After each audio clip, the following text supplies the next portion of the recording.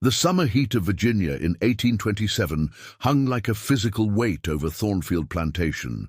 The humidity seemed to slow everything, the dragging footsteps of field workers, the lazy circles of buzzards overhead, even the passage of time itself. But for 19-year-old Esther, time moved all too quickly as she hurried through the mansion's back garden, careful to stay hidden behind the tall rose bushes. "Miss Esther," a hushed voice called from behind the smokehouse. "Over here." Esther glanced nervously toward the main house before ducking behind the small brick building where she found Martha, an older enslaved woman who worked as the plantation's midwife. Martha's face was lined with decades of witnessed suffering, but her eyes remained kind as she pressed a small cloth pouch into Esther's trembling hands. "Brew it like I told you. Morning and night for 5 days. No more." Martha's voice was barely audible. "If Mistress Rebecca finds out—" "She won't," Esther whispered, quickly tucking the pouch into the pocket of her apron. "Thank you, Martha. I don't know what I'd—" "Don't thank me yet, child," Martha interrupted. "This ain't guaranteed. And if it don't work—" She didn't finish the sentence. She didn't need to. Esther nodded, the unspoken reality hanging between them. If the herbal remedy failed to end her pregnancy, there would be no hiding what had happened, no hiding who had done this to her. The Thornfield Plantation belonged to the wealthy Caldwell family, headed by the iron-willed matriarch Rebecca Caldwell since her husband's death 3 years prior. Rebecca ran the plantation with ruthless efficiency, and her 22-year-old son, Thomas, was being groomed to take over, though his interests clearly lay more in exercising his perceived rights over the women owned by his family than in learning agricultural management. Esther's mother, Sarah, was the Caldwell family's head house servant, a position that had brought Esther into the main house as a child. Rebecca had decided that Esther, with her light complexion and quick mind, would be trained as a lady's maid for her own 17-year-old daughter, Catherine. For years, the girls had grown up in proximity, never friends, never equals, but with a familiarity that sometimes blurred the rigid boundaries between them, until Thomas returned from his schooling in Richmond. Now, as Esther slipped back toward the kitchen entrance, the memory of Thomas cornering her in the wine cellar 6 weeks earlier made her stomach clench with nausea that had nothing to do with her condition. The bruises on her wrists had faded, but the terror remained fresh. "Where have you been?" Sarah's sharp whisper cut through Esther's thoughts as she entered the sweltering kitchen. "Miss Rebecca's been asking for you to help with Miss Catherine's fitting." "I'm sorry, Mama," Esther murmured, quickly washing her hands in a basin of cloudy water. Sarah studied her daughter's face. "You're pale. Are you ill again this morning?" "Just the heat," Esther lied. She couldn't burden her mother with the truth. Sarah already carried too much. The truth was a luxury not afforded to women like them. Truth could get you whipped. Truth could get you sold away. Truth could get you killed. In the main parlor, Catherine Caldwell stood on a small platform while the seamstress, a free black woman from Richmond named Mrs. Porter, pinned the hem of a new pale blue dress. Rebecca Caldwell sat nearby, her sharp eyes missing nothing. "There you are, Esther," Rebecca said coolly. "I was beginning to wonder if you'd forgotten your duties." "No, ma'am. I apologize for the delay."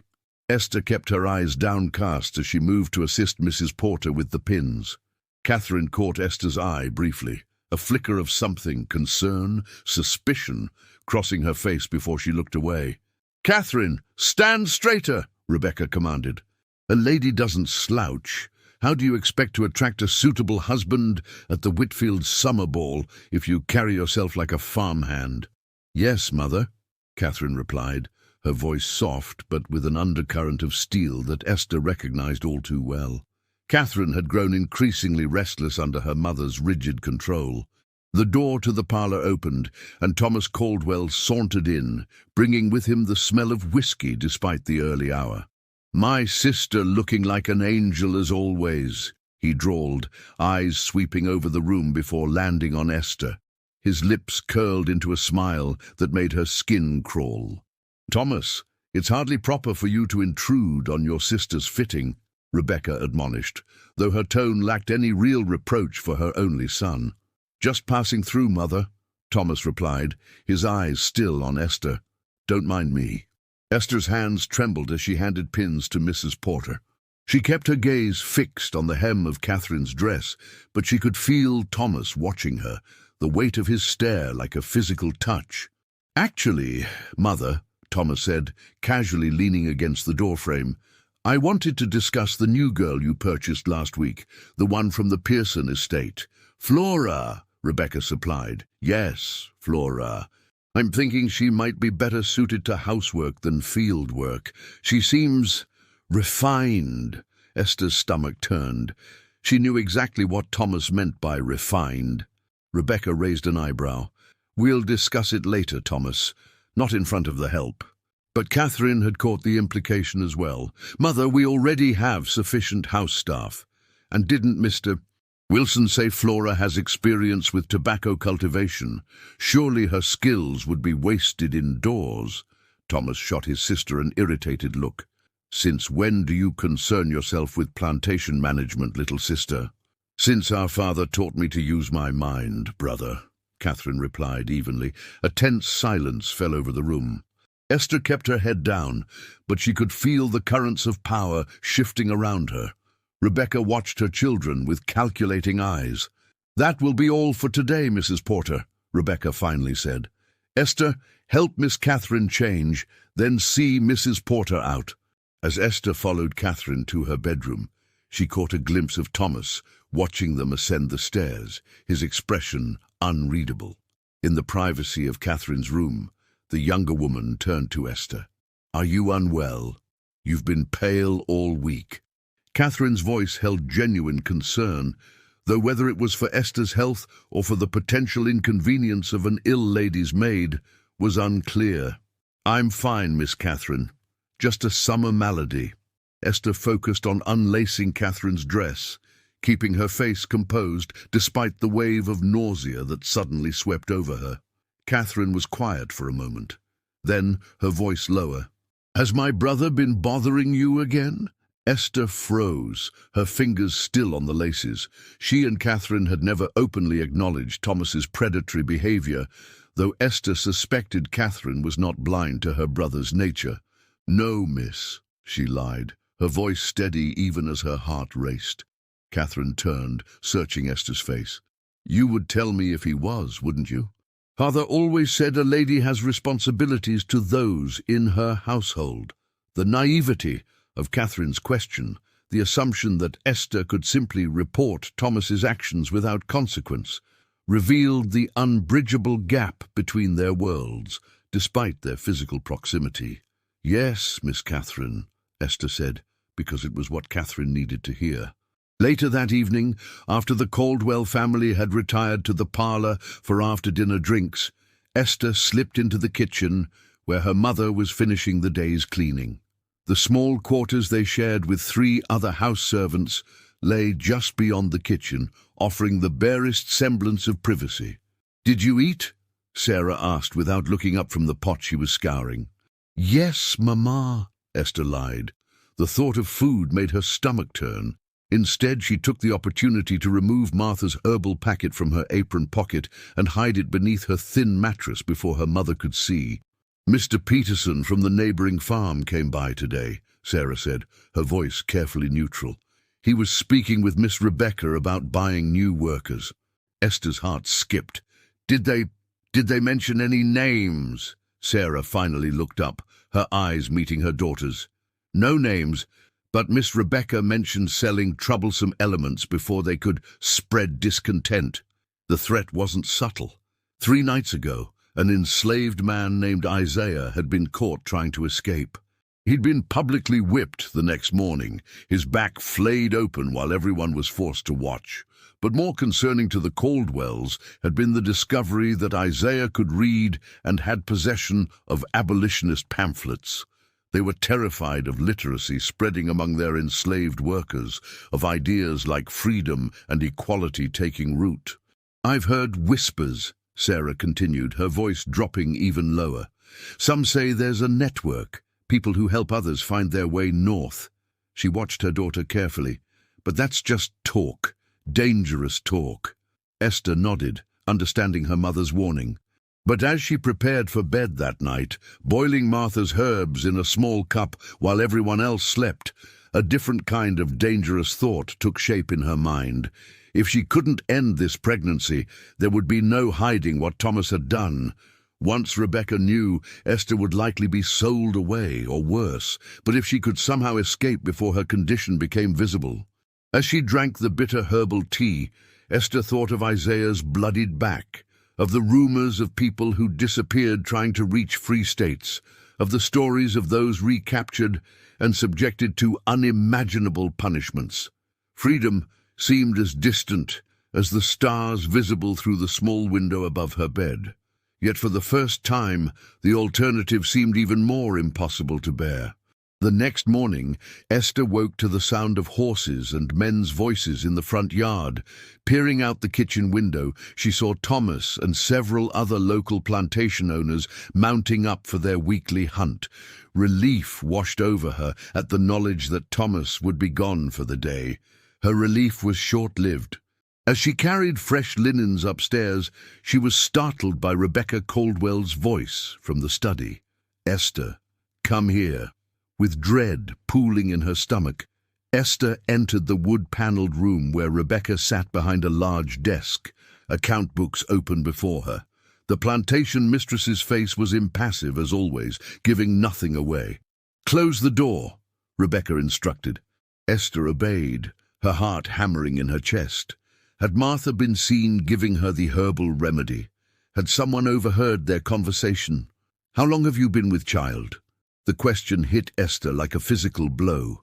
She clutched the linens tighter to her chest, as if they could shield her from Rebecca's penetrating gaze. I'm not," she stammered. "Don't insult my intelligence," Rebecca cut her off. "I've birthed 2 children and overseen countless births on this plantation. I recognize the signs." Esther remained silent, mind racing for an escape that didn't exist. Rebecca closed the account book slowly, deliberately. Who is the father? The real question hung unspoken between them. Was it a fellow slave, or was it someone whose identity would cause complications for the Caldwell family?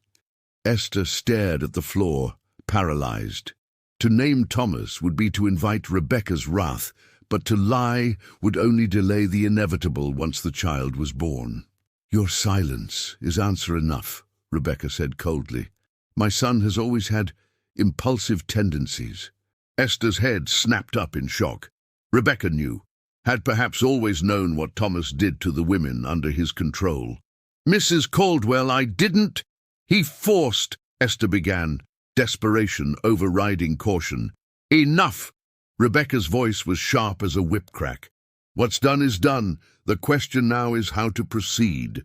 Rebecca stood and walked to the window, looking out over the tobacco fields, where dozens of enslaved people labored under the punishing sun. When she spoke again, her voice was measured, calculating. "You are valuable property, Esther. Well-trained, intelligent. And the child you carry shares Caldwell blood, however, unfortunate the circumstances." She turned back to face Esther. "I will not sell you, not yet. You will remain here until the child is born. After that we will see." It wasn't mercy motivating Rebecca's decision, it was cold pragmatism.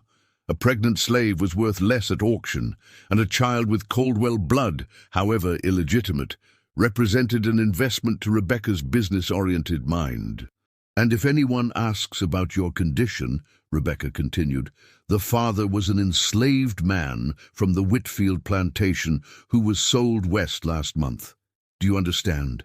"Yes, ma'am," Esther whispered, understanding completely what was being demanded of her. Silence, compliance, the erasure of truth. "You may go." Esther fled the study, the linens still clutched to her chest, and barely made it to the empty back stairwell before emptying her stomach. Martha's remedy had failed, or perhaps it had never had a chance to work. Either way, her fate was sealed. Or was it? As she wiped her mouth with a trembling hand, Esther made a decision. She would not bring a child into this world to be owned by its own father and grandmother. She would not watch another generation born into bondage. Whatever the risk, whatever the cost, she would find a way out for herself and for the innocent life she carried. But first, she needed information. And for that, she needed to speak with Daniel, the Caldwell's stablemaster, who knew every road, trail, and waterway in the county. Daniel, who had been suspiciously absent the night Isaiah tried to escape. Daniel, whose eyes held secrets he never spoke aloud. As the grandfather clock in the hallway struck 9, marking another day of captivity, Esther straightened her shoulders and descended the stairs. For the first time in her life, she had something more powerful than fear to drive her forward. She had hope. The August heat had reached its oppressive peak by the time Esther found an opportunity to speak with Daniel alone. 3 days had passed since her confrontation with Rebecca Caldwell, days filled with silent dread and desperate planning. She had volunteered to bring fresh water to the stables, an errand that raised no suspicions given the scorching temperatures. Daniel was alone in the tack room, repairing a broken bridle, when Esther entered, the wooden bucket of water heavy in her hands. At 53, Daniel was one of the oldest enslaved people at Thornfield, his knowledge valued enough that he'd been allowed to remain even as others his age had been sold away when their strength began to fail. "Miss Esther," he acknowledged without looking up from his work. "Set it there." Esther placed the bucket on a small table and glanced nervously toward the stable entrance. "Daniel, I need to ask you something." The old man's hands stilled momentarily before continuing their practiced movements. Asking questions is dangerous business these days. "So is staying," Esther whispered. Daniel finally looked up, his dark eyes assessing her with a wisdom born of decades of survival. "What exactly are you asking, girl?" "I need to know about Isaiah." About how he knew where to go. Daniel's expression revealed nothing, but he set down the bridle and moved to close the tack room door. "Isaiah is currently healing from 50 lashes and waiting to be sold to a sugar plantation in Louisiana. That should tell you all you need to know about asking such questions." "I'm with child," Esther said bluntly. "Thomas's child. Miss Rebecca knows." The confession hung in the air between them. Daniel closed his eyes briefly, a flicker of pain crossing his weathered face before his expression returned to careful neutrality. "I'm sorry to hear that," he said quietly. "Truly sorry. Miss Rebecca says I'm to stay until the baby is born. After that," Esther left the sentence unfinished. "After that, you'll likely be sold anyway." Daniel completed the thought. "Once the child is weaned. Rebecca Caldwell doesn't keep women who've been touched by her son. Too messy. Too many reminders." The confirmation of what Esther already suspected sent a chill through her despite the heat. "Then I have nothing to lose." Daniel studied her for a long moment. "You have your life to lose. Your mother's peace of mind, maybe more. What kind of life would it be to watch my child raised in bondage, to perhaps see my daughter suffer the same fate at Thomas's hands one day?" The words tasted bitter on Esther's tongue. "I'd rather die trying to prevent that." Something in Daniel's expression shifted, recognition perhaps, or resignation. He moved to a corner of the tack room and pried up a loose floorboard, extracting a folded piece of paper that he quickly tucked into Esther's apron pocket. "I don't know anything," he said, his voice low and intense. "I didn't give you anything, but if I did, I'd tell you to memorize what's on that paper, then destroy it. I'd tell you that 2 nights from now there will be a wagon passing on the North Road after midnight, heading toward Fredericksburg. I'd tell you that the driver of that wagon recognizes a lantern with a blue cloth wrapped around it as a signal." Esther's heart pounded so loudly she was certain Daniel could hear it. "And my mother?" Daniel's face softened slightly. "Sarah has refused chances before. She won't leave without knowing you're safe, maybe once you're settled." "I can't just leave her," Esther protested, though she knew many had been forced to make exactly such choices. "Then you both die here," Daniel said harshly. Or worse. You think Rebecca will let your child grow up calling her grandmother? You think she'll let Sarah comfort you when Thomas comes again? And he will come again? This isn't about keeping families together, girl. It's about survival. The brutal truth of his words struck Esther like a physical blow. She'd known, of course, that escape would mean leaving people behind. But hearing it stated so plainly made the reality impossible to ignore. 2 nights, Daniel repeated. After that I know nothing. Before Esther could respond, the stable doors opened, and Thomas Caldwell's voice rang out. Daniel, where are you, old man? My saddle needs attention. Daniel immediately pushed Esther toward the back door of the tack room. Go! Now! Heart racing, Esther slipped out the rear entrance just as Thomas entered from the front. She pressed herself against the exterior wall, praying he hadn't seen her. Was someone else in here? Thomas's suspicious voice carried through the thin walls. Just the house girl bringing water, sir, Daniel replied evenly. As your mother instructed. Esther. The hunger in Thomas's voice made Esther's skin crawl even at a distance. Yes, sir. She's gone back to the house now. A pause. Make sure my stallion is ready in an hour. I'm riding to the Whitfields for dinner. Yes, sir, right away. Only when she heard Thomas's footsteps receding did Esther dare to breathe again. She hurried back toward the main house, the paper in her pocket feeling as though it might burn through the fabric. That evening, in the meager privacy afforded by the outdoor privy, Esther carefully unfolded the paper Daniel had given her. It was a crude map, showing roads, rivers, and markings she didn't immediately understand. Small X's marked locations along a winding path that led northward. At the bottom, in barely legible handwriting, "Follow the drinking gourd." Esther had heard the song, of course, a seemingly innocent tune that the older enslaved people sometimes hummed while working in the fields. She hadn't understood until now that it contained coded instructions.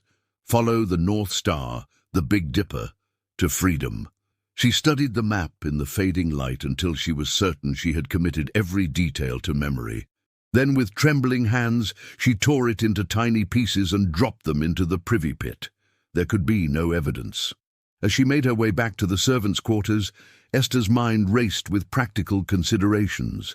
Food, water, warmer clothes for when summer gave way to fall, a blue cloth for the lantern signal, and most importantly, how to convince her mother to come with her. Sarah was mending one of Catherine's dresses when Esther entered their small room. The lines around Sarah's eyes had deepened in recent years, her once proud posture gradually bowing under decades of service to the Caldwell family. "Mama," Esther began cautiously, sitting beside her mother on the narrow bed they shared. "I need to speak with you." Sarah continued her precise stitching without looking up. "If it's about your condition, I already know. The mistress told me." Esther wasn't surprised. Of course, Rebecca would have informed Sarah, partly to ensure Sarah kept Esther in line, and partly as a twisted form of punishment for a mother who couldn't protect her daughter. "Then you know I can't stay here." Esther kept her voice just above a whisper. Sarah's hands finally stilled. "Don't talk foolishness, child. Where would you go? How far do you think a pregnant woman would get before the slave catchers found her?" "North," Esther whispered. "To Pennsylvania. To freedom." Sarah abruptly stood, checking that the door was securely closed, before turning back to her daughter with fear and anger in her eyes. "Who's been filling your head with such dangerous ideas? Was it Isaiah? Look what happened to him." "It doesn't matter who," Esther insisted. "What matters is that there's a chance, a small one, yes, but a chance, for us to be free. For my baby to be born free." Sarah shook her head, returning to her seat and picking up her mending with hands that now trembled slightly. "I've seen what happens to those who run and fail. Death would be merciful compared to what they suffer." "And what about what we suffer here?" Esther countered, her voice breaking. "What about what Thomas did to me? What he'll do again?" Sarah flinched as if struck. "Lower your voice," she hissed. "The walls have ears." "Mama, please," Esther begged, taking her mother's work-worn hands in her own. "Come with me. 2 nights from now, there's a way." For a moment, something like longing flickered in Sarah's eyes, a glimpse of the young woman she'd once been, before decades of bondage had taught her to hide her hopes. Then slowly, she withdrew her hands from Esther's grasp.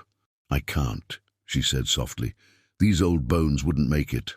I'd only slow you down, get you caught." "I won't leave you," Esther insisted, though even as she spoke, she recognized the cruel choice taking shape. Freedom or family, but not both. Sarah cupped her daughter's face between her palms, a tenderness she rarely allowed herself to display. "Listen to me, Esther. I carried you beneath my heart for 9 months. I nursed you, raised you, watched you grow into a woman of courage and dignity despite everything. If there's a chance, any chance, for you and your child to be free, you must take it." Tears welled in Esther's eyes. "But what will happen to you when they discover I'm gone?" "I've survived 23 years in this house," Sarah said with quiet pride. "I know how to bend without breaking. Rebecca Caldwell values my skills too much to lose them over your actions." Both women knew this wasn't necessarily true. Punishment for a runaway often extended to family members left behind. But they allowed themselves the comfort of the lie. 2 nights, Sarah repeated. "You'll need supplies. Leave that to me." A soft knock at their door ended the conversation. Catherine Caldwell stood in the hallway, her expression troubled. "Esther, Mother wants you to help me dress for dinner at the Whitfields," she said, then added in a lower voice, "Thomas will be escorting me." Esther nodded, exchanging a quick glance with her mother before following Catherine upstairs. In Catherine's bedroom, the younger woman closed the door firmly before turning to Esther. "I heard Mother talking to Dr. Harrison this morning," Catherine said without preamble, "about you." Esther froze in the act of laying out Catherine's dinner gown. "Dr. Harrison was the physician who attended the Caldwell family, and occasionally their valuable enslaved workers, when illness threatened their productivity. She told him you're expecting," Catherine continued, her voice uncharacteristically hesitant. "She asked how soon it would be visible." Esther said nothing, her gaze fixed on the blue silk dress spread across the bed. "It's Thomas's child, isn't it?" Catherine asked, the question barely audible. The direct acknowledgement of what had long been unspoken between them stunned Esther into momentary silence. When she found her voice, it emerged as little more than a whisper. "Miss Catherine, I can't—" "You don't need to answer," Catherine interrupted. "I've seen how he looks at you. At other women, I've heard—" She trailed off, colour rising in her pale cheeks. "My brother is not a good man, Esther." The understatement was so profound that under different circumstances, Esther might have laughed. Instead, she remained silent, uncertain where this unprecedented conversation was leading. Catherine moved to her dressing table and opened a small drawer, withdrawing a linen handkerchief wrapped around something small. "Here," she said, pressing it into Esther's hand. "I want you to have this." Esther unwrapped the handkerchief to reveal a gold locket on a delicate chain. She looked up in confusion. "Miss Catherine, I can't accept this." "It was my grandmother's," Catherine explained. "It's not particularly valuable, but it could be useful if you ever needed to trade for something important." Her meaning was clear, though she couldn't bring herself to speak it directly. "If you run, this might help you." "Why?"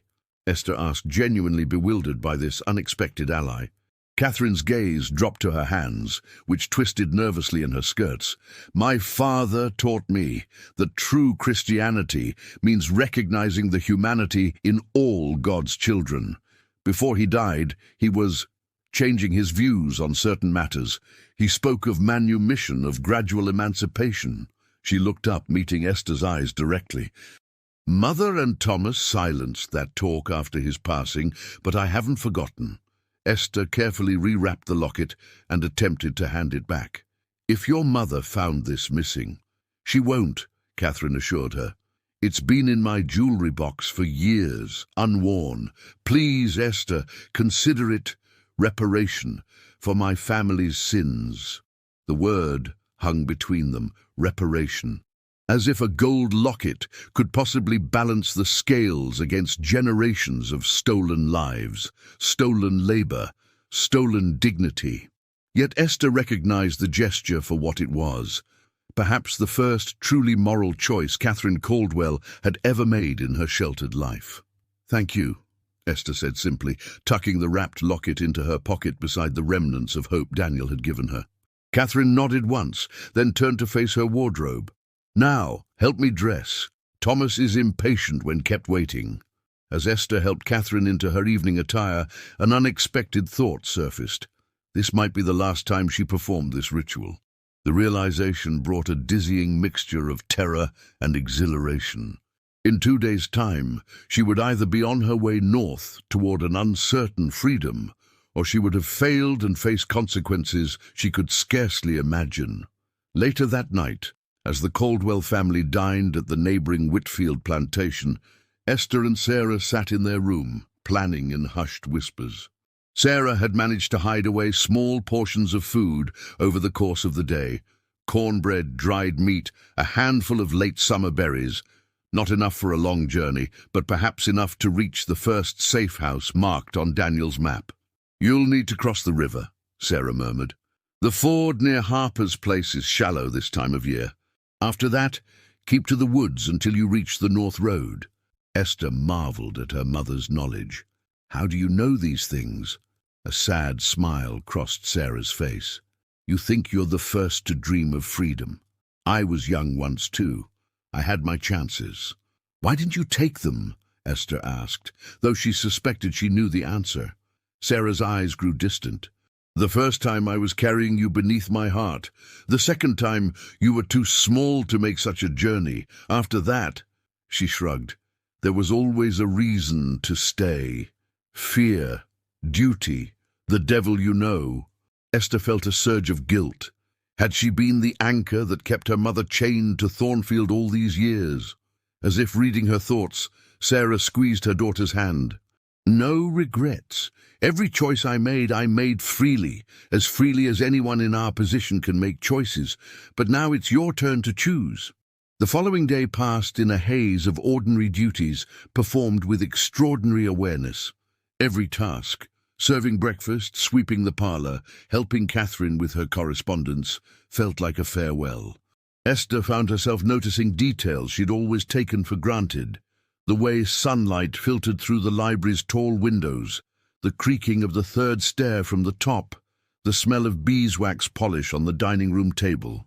She was saying goodbye to a prison, yet it was the only home she'd ever known. Thomas remained mercifully absent, having stayed at the Whitfield plantation to participate in a fox hunt. Rebecca, however, watched Esther with calculating eyes throughout the day, as if assessing the growth of her investment. As evening approached, a summer thunderstorm rolled in from the west, bringing welcome relief from the heat but complicating Esther's plans. The sound of rain might help mask her departure, but wet roads would leave clearer tracks for the dogs if a search party was formed. In their room that night, Sarah handed Esther a small bundle containing the food she'd gathered, a change of clothes, and a crude flint for starting fires. To this, Esther added Catherine's locket and a small knife she'd managed to secret away from the kitchen. "The blue cloth for the lantern signal," Esther whispered. Sarah reached beneath her mattress and produced a square of faded blue cotton. "From my Sunday head wrap. I'll say it was lost in the wash." Esther clasped her mother's hands.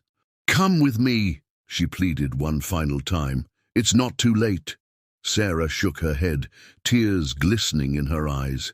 "My journey is here, child. Yours leads north." She pressed her palm to Esther's still flat abdomen. "Take care of my grandchild. Tell them about me someday." They held each other as the storm raged outside, each woman drawing strength from the other for the difficult path ahead. Sarah's path of continued servitude and secret resistance, Esther's path of dangerous flight toward an uncertain freedom. Neither knew which road would prove more treacherous. Hours later, as the house settled into midnight silence and the storm subsided to a gentle rain, Esther changed into her darkest clothes, and wrapped her bundle securely. It was time. The farewell with her mother was necessarily brief. Lingering would only make it harder. A fierce embrace, whispered blessings, and then Sarah was gently pushing her toward the door. "Go with God, daughter." Esther slipped out into the rain-washed night, keeping close to the shadows of the house as she made her way toward the kitchen garden. The wet ground muffled her footsteps, and the clouds obscured the moon, providing additional cover for her escape. She had almost reached the garden gate when a figure stepped out from behind the smokehouse, blocking her path. Esther's heart nearly stopped until she recognized the slender silhouette. Catherine Caldwell stood before her in a nightgown and cloak, her pale face ghostly in the darkness. "I knew you would try," Catherine said, her voice barely audible above the dripping of rainwater from the eaves. "Tonight or tomorrow?" Esther tensed, ready to run, to fight, to do whatever was necessary. "Are you going to stop me?" Catherine shook her head. "No. I came to tell you that Thomas returned an hour ago. Drunk, angry. The Whitfield girl refused his advances." She gestured toward the stables. "He's likely to ride out his frustrations before morning. You need to hurry." The warning was unexpected but welcome. Esther nodded her thanks, unable to form words adequate for this moment. "I envy you," Catherine said suddenly, the confession startling both of them. "Not your circumstances, never that, but your courage. Your willingness to risk everything for freedom." "You have freedom," Esther pointed out. Catherine gave a bitter laugh. "Do I? My mother has already half promised me to the elder Whitfield's son. I'll trade one form of bondage for another, with even less say in my fate than I have now." She wrapped her cloak tighter around her shoulders. "But that's not why I came. Take this." She pressed something into Esther's hand, a small purse that clinked with the unmistakable sound of coins. "Miss Catherine, it's from my personal allowance," Catherine interrupted. "Not enough to be missed right away. Use it wisely." She stepped back. "Now go. Quickly." Esther tucked the purse into her bundle, overwhelmed by this final, unexpected kindness. "Thank you," she whispered. Catherine nodded once, then turned and hurried back toward the main house, her white nightgown soon swallowed by the darkness. Taking a deep breath, Esther pushed through the garden gate and into the broader night beyond. Freedom or death awaited. She did not look back. Rain fell in gentle, persistent sheets as Esther made her way through the woods that bordered the northern edge of Thornfield Plantation. The wet undergrowth clung to her skirts, and mud sucked at her shoes, making each step an effort of will as much as physical strength. She clutched Daniel's crude lantern, fashioned from a small kitchen oil lamp with Sarah's blue cloth wrapped around it, close to her chest, protecting the precious flame from the rain. The woods were alive with night sounds, the hooting of owls, the rustle of small creatures in the underbrush, the constant patter of raindrops on leaves. Each unfamiliar noise sent a jolt of fear through Esther's body, her imagination transforming ordinary woodland life into slave catchers with their dogs and guns. She had been walking for nearly 2 hours, guided only by her memory of Daniel's map and the glimpses of stars visible between breaks in the clouds. The North Road should be less than a mile ahead if she had maintained her direction correctly. There she would wait for the wagon Daniel had spoken of, her first tenuous connection to the network of helpers known as the Underground Railroad. As she pushed through a particularly dense thicket, a sound stopped her cold. The unmistakable rhythm of hoofbeats on wet earth, approaching from the direction of Thornfield. Esther immediately extinguished her lamp and pressed herself against the trunk of a massive oak, willing her ragged breathing to quiet. The rider passed close enough that Esther could hear the jingle of tack and the man's voice as he urged his horse forward. Even through the rain and darkness, she recognized Thomas Caldwell's slurred speech. Catherine's warning had been accurate.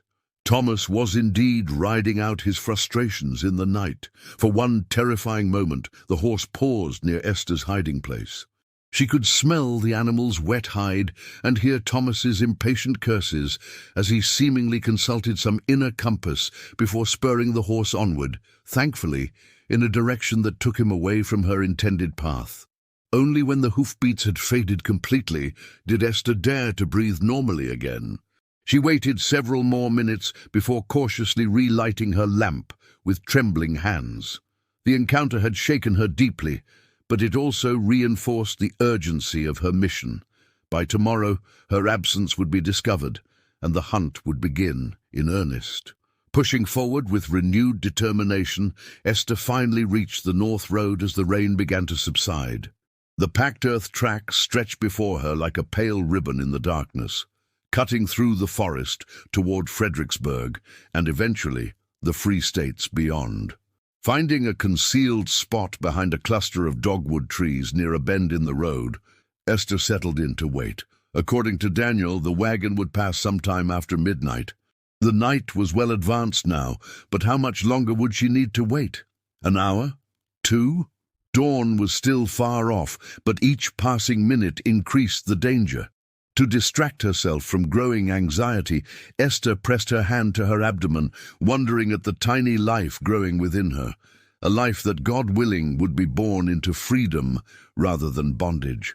What would that be like, to raise a child who had never known a master's whip, who could learn to read and write openly, who could marry for love rather than breeding potential? The thought seemed almost too precious to hold, too fragile to withstand the harsh realities of her current situation. Yet it was this dream, more than any fear of punishment, that had driven her to take this desperate chance. A distant rumbling broke through her reverie. Esther tensed, straining her ears. Yes, the unmistakable sound of wagon wheels and horse hooves approaching from the south. She peered cautiously around the dogwood trunk, her heart pounding painfully against her ribs. The wagon emerged from the darkness, a simple farm car drawn by 2 workhorses, with a single driver hunched beneath an oilskin cape. Nothing about it suggested its clandestine purpose, which was precisely the point. Successful conductors on the Underground Railroad did not draw attention to themselves. 2. As the wagon drew level with her hiding place, Esther stepped forward just enough to raise her blue-shrouded lamp, letting its light flicker briefly before concealing it again. The driver immediately reined in his horses, peering into the darkness where Esther stood. "Who's there?" he called softly, his voice betraying neither fear nor surprise. "A friend seeking the drinking gourd," Esther replied, with the coded phrase Daniel had taught her. The driver nodded once. "Come quickly then, friend. The road is long and time is short." Esther hurried forward, relief making her legs unsteady. As she reached the wagon, the driver extended a weathered hand to help her climb aboard. In the dim light, she could see he was an older white man, with kind eyes set in a face mapped by decades of outdoor labor. "Name's Caleb," he said simply, urging his horses forward again the moment Esther was seated. "Best not to use your real name with me. Safer that way." Esther hesitated, then said, "Hope." Caleb nodded, accepting the chosen name without comment. "You traveling alone, Hope?" "Yes." "Expectin'?" Esther stiffened. "Is it that obvious?" Caleb offered a small, sad smile. "My wife was a midwife for 40 years before she passed. I recognize the signs." He adjusted the reins in his calloused hands. "Makes your journey harder, but not impossible. Others have done it before you." The simple acknowledgement that her pregnancy wasn't an insurmountable barrier brought unexpected tears to Esther's eyes. She blinked them away, focusing instead on the practical realities of their situation. "Where are we going?" she asked. "First stop is about 15 miles north," Caleb replied. "A Quaker farm. You'll rest there tomorrow while I continue my deliveries." He gestured to the sacks of grain in the wagon bed, the ordinary cargo that provided his cover.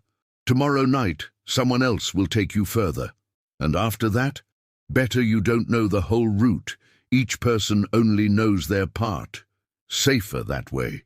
They rode in silence for a while, the wagon jolting over the rutted road. Esther found herself fighting to stay awake, exhaustion and relief combining to make her eyelids heavy despite the danger that still surrounded them. "Rest if you can," Caleb advised, noticing her struggle. "I'll wake you if there's trouble." Esther nodded gratefully, leaning back against a sack of grain. Despite her fear and the discomfort of her position, she soon drifted into a fitful sleep, lulled by the steady rhythm of the horse's hooves. She dreamed of her mother, not as she had last seen her, worn by years of servitude, but as she must have been in her youth, proud, fierce, beautiful in her dignity. In the dream, Sarah stood at the edge of a wide river, calling out words Esther couldn't quite hear over the rush of water. Esther was jerked awake by Caleb's urgent hand on her shoulder. "Riders coming," he whispered. "Get down and cover yourself with that tarp. Quick now." Fully alert in an instant, Esther scrambled into the wagon bed and pulled a heavy canvas tarp over herself, curling into the smallest shape possible among the sacks of grain. The rough fabric smelled of mildew and earth, but she pressed her face into it gratefully, praying its concealment would be enough. She heard Caleb slow the wagon as the riders approached. There were at least 3 of them, judging by the hoofbeats. "Evening, gentlemen," Caleb called, his voice transformed into the jovial tone of a simple farmer. "Or should I say morning? What brings you out at such an hour?" "Patrol," a gruff voice replied. "There's been reports of runaways in the area. You seen anything unusual tonight?" "Can't say that I have," Caleb replied easily. "Just making an early delivery to Fredericksburg. Miller there pays extra for the first grain of the day." "What's under that tarp?" another voice demanded. Esther's blood turned to ice. She held her breath, certain they could hear her pounding heart. "Just more grain," Caleb said, "and some tools that don't take well to rain." There was a pause, and Esther could imagine suspicious eyes evaluating Caleb's story. Then came the sound of a horse moving closer to the wagon. "Mind if we take a look?" the second voice asked, though it wasn't really a question. "Help yourselves," Caleb replied with well-feigned indifference, "though I'd appreciate if you don't scatter my load too much."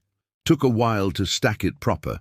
Esther pressed herself as flat as possible against the wagon bed as heavy footsteps approached. The tarp was suddenly yanked away, exposing her to discovery. Except that Caleb had been cleverer than his simple manner suggested. When he'd told her to hide, he'd directed her to a specific spot in the wagon.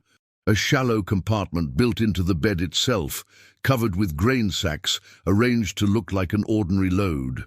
The patrol pulled back the tarp covering the main cargo area, several feet from where Esther actually lay hidden. "Grain, like the man said," the first voice commented, sounding disappointed. "Let's move on. Still got the west road to check before dawn." "You haven't seen a young colored woman, have you?" the third rider asked Caleb. "Light-skinned, about 20 years old, ran off from the Thornfield plantation last night." Esther's chest tightened. They were already searching for her, which meant Sarah would be facing questioning, perhaps punishment. "Ain't seen nobody but you gentlemen since I left home," Caleb answered truthfully enough. "But I'll keep an eye out and report to the sheriff if I do." "See that you do," the first rider said. "There's a $50 reward for her return." The patrol finally moved on, continuing south, as Caleb resumed his journey north. Only when the sound of hooves had completely faded did he whistle softly, signaling to Esther that it was safe to emerge. She crawled out from her hiding place, trembling from fear and the cramped position. "They're looking for me already," she whispered. "How did they discover I was gone so quickly?" Caleb shook his head grimly. "Hard to say. Could be someone noticed your absence. Could be they always check after a storm, since it's good running weather." He glanced at her with concern. $50 is a hefty reward. They want you back badly." Esther thought of Rebecca Caldwell's cold calculation regarding her pregnancy, of Thomas's possessive gaze, of the unborn child they viewed as merely another piece of property to control. "Yes," she said quietly, "they do." The rest of the journey passed in tense silence, both travelers alert for any further signs of pursuit. As dawn began to lighten the eastern sky, Caleb turned the wagon onto a narrow track that wound through a dense copse of trees before opening onto a modest farm. A simple two-story house stood surrounded by fields of corn and wheat, with a large barn painted the distinctive red common to Quaker settlements. "We're here," Caleb said, visible relief in his voice as he guided the horses toward the barn. "Abraham Miller's farm. You'll be safe for today." As they approached, a tall, bearded man emerged from the barn. He wore the plain clothes typical of the Quaker faith: dark trousers, a simple shirt, and suspenders without ornamentation of any kind. He nodded once to Caleb, but did not smile or speak until they were inside the barn with the doors closed behind them. "Thee has brought a friend," he said then, his formal speech marking his religious affiliation. "This is Hope," Caleb introduced her. "She's traveling north from Thornfield Plantation. There's already a search party looking for her." Abraham Miller studied Esther with kind but assessing eyes. "Thee is welcome here, friend. My wife Rachel will tend to thy needs." He glanced at her midsection with the same knowing look Caleb had shown, "including those of thy condition." Esther felt a flash of self-consciousness, wondering if her pregnancy was truly so obvious, or if these people were simply unusually perceptive. "Thank you for the risk you're taking," she said softly. Abraham shook his head. "There is no risk in doing what is right before God. Come, thee must be exhausted." He led her through a concealed door at the back of the barn that opened onto a narrow tunnel, clearly man-made, with wooden supports every few feet. The passage ran for about 30 yards before emerging in the root cellar of the main house. From there, Abraham guided her upstairs to a small but clean bedroom tucked under the eaves. "Rest here," he instructed. "Rachel will bring thee food shortly. We have 3 children in the house, but they are accustomed to strangers and will not question thy presence." Left alone, Esther sank onto the narrow bed, overwhelmed by the events of the past 24 hours. She had actually done it, escaped Thornfield, connected with the Underground Railroad, and reached the first safe house.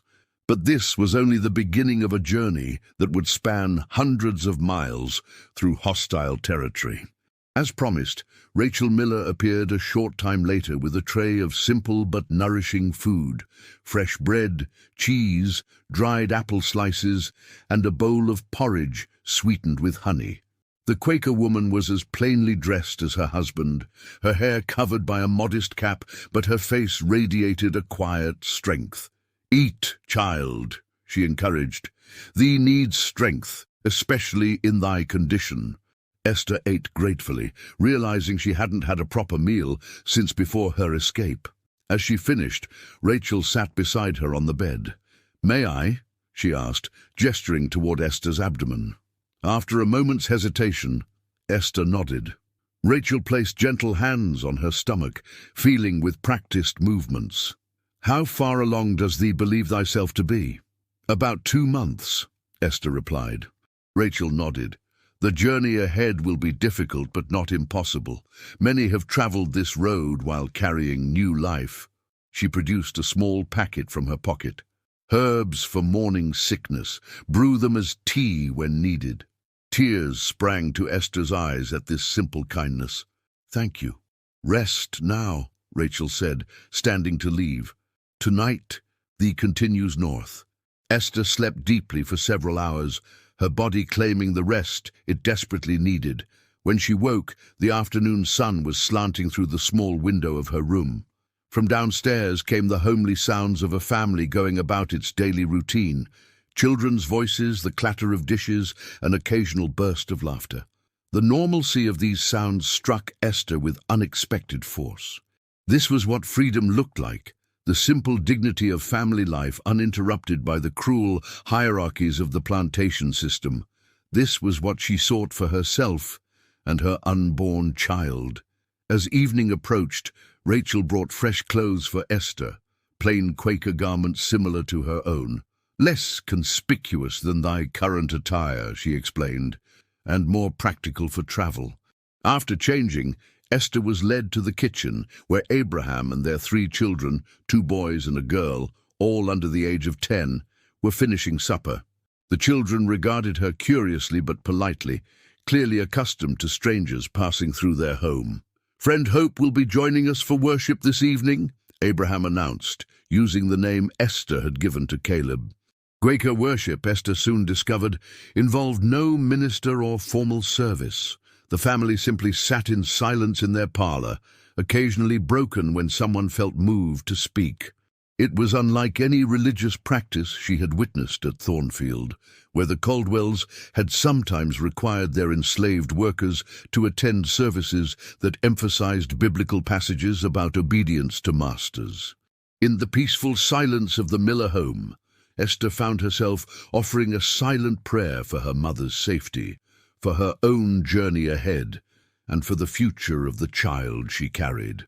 After worship concluded, Abraham beckoned Esther to join him near the fireplace, while Rachel put the children to bed. "Thy next guide arrives soon," he said in a low voice. "The journey tonight will be more dangerous. Thee will travel by boat along the Rappahannock River." "By boat," Esther repeated, surprised. Abraham nodded. "The roads are too closely watched now. Patrols have been doubled since thy escape was discovered." He hesitated, then added, "There is news from Thornfield." Esther's heart contracted painfully. "My mother?" "She is alive," Abraham assured her quickly, "but she has been questioned harshly about thy whereabouts. The plantation owner's son—" He paused, seeming to search for delicate words. "Thomas Caldwell," Esther supplied, her voice hardening. "Yes, he is particularly determined to find thee. He has offered an additional reward from his personal funds above what his mother authorized." The knowledge that Thomas was personally involved in the search sent a chill through Esther. His interest wasn't simply about recovering valuable property. It was about possession, control, and wounded pride. "Will my mother be safe?" Esther asked, the question that had haunted her since her departure. Abraham's expression was grave. "I cannot offer thee false comfort. Those left behind often bear the burden of another's escape. But thy mother made her choice to remain, just as thee made thy choice to leave. Both paths require courage." Before Esther could respond, there was a soft, distinctive knock at the back door, 3 rapid taps, a pause, then 2 more. Abraham immediately rose to answer it. The man who entered was unlike anyone Esther had expected. Tall and powerfully built, with skin as dark as polished ebony, he moved with the quiet confidence of someone accustomed to navigating dangerous situations. Most surprisingly, he wore the uniform of a riverboat worker, complete with a cap bearing the insignia of a well-known shipping company. "Solomon," Abraham greeted him with a firm handshake, "thee is welcome." "Abraham," the man returned with a nod before turning his attention to Esther. His assessing gaze reminded her of Daniel's, the look of someone who had learned to quickly evaluate risks and possibilities. "This is our passenger." "This is Hope," Abraham confirmed. "Hope, this is Solomon. He will guide thee on the next stage of thy journey." Solomon studied her for a moment longer before asking bluntly, "Can you swim?" The unexpected question caught Esther off guard. "No," she admitted. "I never learned." "Then we'll need to be especially careful," Solomon said. "The river is our road tonight, and while it's safer than land in some ways, it has its own dangers." Rachel returned from putting the children to bed and immediately began packing a small bundle of food and supplies. "The night grows late," she said. "Thee should depart soon." Within minutes, Esther found herself saying farewell to the Millers, kind strangers who had risked their safety to help her on her journey to freedom. Rachel embraced her warmly, pressing a small Bible into her hands. "To guide thee in darker moments," she whispered. Outside, the night was clear and cold, autumn asserting itself after the previous day's rain. Solomon led Esther through fields and woods, moving with surprising silence for such a large man. They traveled for nearly an hour before reaching the banks of the Rappahannock River, where a small rowboat was concealed among the reeds. "The Pleiades is docked 3 miles downstream," Solomon explained in a hushed voice as he helped her into the boat. "It's a commercial riverboat that makes regular runs between Fredericksburg and the Chesapeake Bay. I work on her officially as a cargo handler. And unofficially? Esther asked. Solomon's teeth flashed white in the darkness as he smiled. Unofficially, I help transport the most valuable cargo of all, people seeking their natural rights as human beings. As they pushed away from shore, Esther marveled at the strange turns her journey had already taken. From plantation house to Quaker farm to river barge, each step taking her further from the only life she had known and closer to an uncertain future. The small boat moved swiftly with the current, Solomon's powerful arms guiding it with minimal splashing.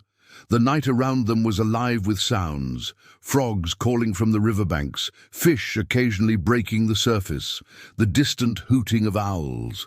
Under different circumstances, Esther might have found it peaceful. "You're from Thornfield," Solomon stated, rather than asked as they rounded a bend in the river. "Rebecca Caldwell's place." Esther nodded, then realized he might not be able to see the gesture in the darkness. "Yes," she confirmed aloud. "Thought so.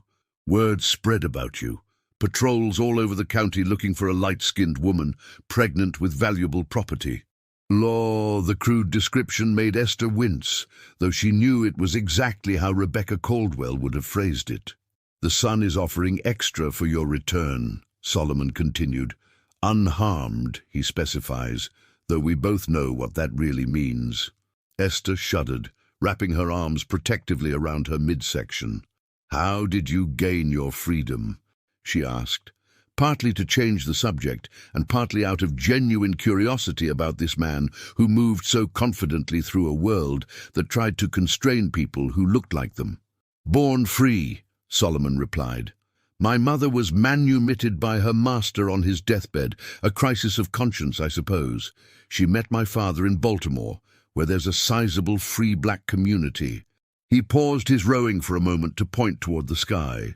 "See those stars? The drinking gourd. That's what my father called the Big Dipper when he started working the Underground Railroad. He taught me the routes when I was still a boy." "Isn't it dangerous," Esther asked, "for someone already free to risk so much?" Solomon resumed rowing, his powerful strokes carrying them steadily downstream. "Freedom isn't just about my personal liberty," he said thoughtfully. "Not when my brothers and sisters remain in chains. My father used to say that none of us are truly free until all of us are free." The simple profundity of this statement settled deep in Esther's heart. She had escaped primarily for herself and her unborn child, yet here was Solomon, a man born free, risking that precious freedom to help others achieve the same. They continued in comfortable silence for a time, the rhythmic splash of the oars and the gentle rocking of the boat nearly lulling Esther to sleep, despite her anxious state. It was Solomon's sudden tension that alerted her to danger. "Patrol boat," he whispered, immediately guiding their small craft toward an overhanging willow near the riverbank. "Stay absolutely still." Through the curtain of willow branches, Esther could see lanterns on a larger boat moving slowly upstream. Voices carried across the water, white men, their speech casual yet purposeful, as they scanned the riverbanks with long-handled lanterns.